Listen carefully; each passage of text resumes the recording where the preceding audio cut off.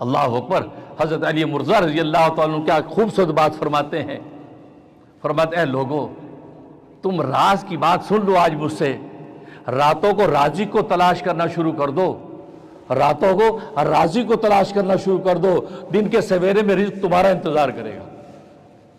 اللہ اکبر۔ یہ جب بھی ان کا مقولہ پڑھتا ہوں دل فگارا آنکھیں اشباع، کیا بات کہی، راتوں کو رازق کو پکارنا سیکھ لو، راتوں کو رازق کو ڈھونڈنا شروع کر دو، دن میں رزق تمہیں ڈھونڈے گا بھائی۔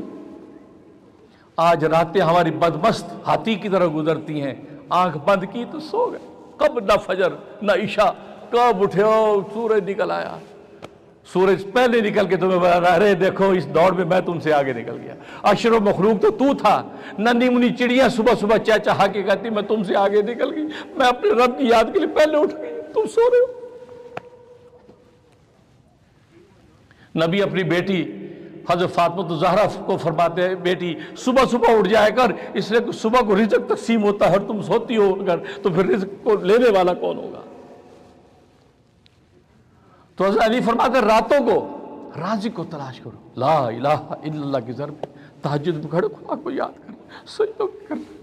یا رزاق کو اس وقت پکارو، فرمایا کہ دن کے سویرے رزق تمہیں تلاش کرے گا کہ میاں کہاں ہے جو رات کو نعرے لگ رہے تھے رزاق۔ ہم نے راز کے راستے تو چھوڑ دیے، مادیت کی دنیا کے لیے بھاگ رہے ہیں، کفار و مشرکین کی ترقیاں دیکھ کے سمجھ شاید ترقی کا راستہ یہی ہے، ارے ان کا راستہ خدا نے وہی رکھا ہے، تم وہ نہیں ہو، تم بڑے قیمتی ہو، تمہارا راستہ ہی الگ ہے، تمہارا وے ہی الگ ہے، تم تو ربا کی بندے ہو۔